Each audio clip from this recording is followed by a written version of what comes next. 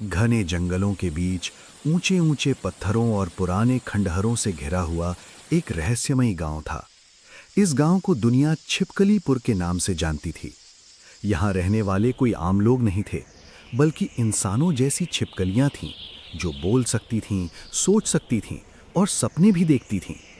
इस गांव का सबसे बहादुर और समझदार युवक था आरव, एक जवान इंसानी छिपकली।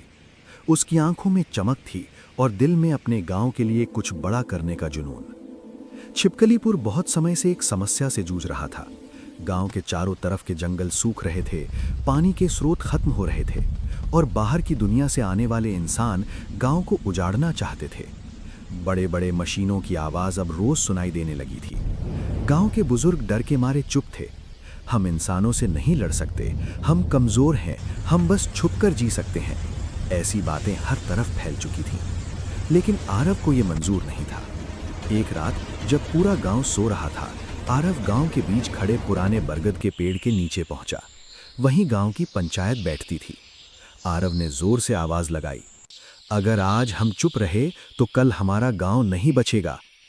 धीरे धीरे लोग इकट्ठा होने लगे। सबने आरव की तरफ देखा।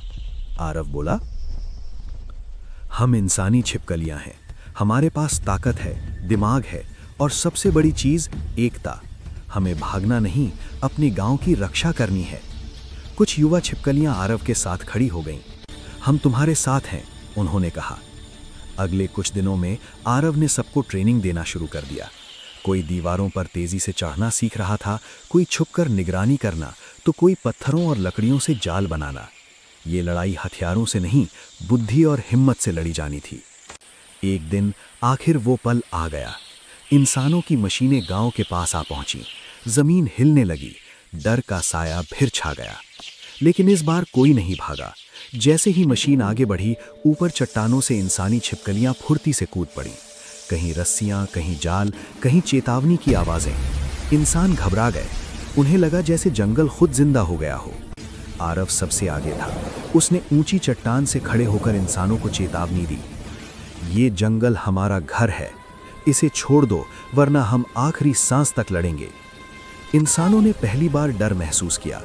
उन्होंने कभी नहीं सोचा था कि जिन्हें वो कमजोर समझते थे, उनमें इतनी ताकत होगी। आखिरकार मशीनें वापस ले ली गईं। जब सब खत्म हुआ, पूरा गांव खुशी से रो पड़ा। बुजुर्गों की आंखों में आंसू थे, गर्व के आंसू। गांव के मुखिया ने आरव के सिर पर हाथ रखकर कहा, आज तुमने हमें सिखाया कि हिम्मत किसी शरीर की नहीं, सोच की ताकत होती है। उस दिन के बाद छिपकलीपुर सिर्फ एक गांव नहीं रहा, वो बन गया एक मिसाल। और आरव, वो कभी खुद को राजा नहीं कहता था, वो बस इतना कहता था,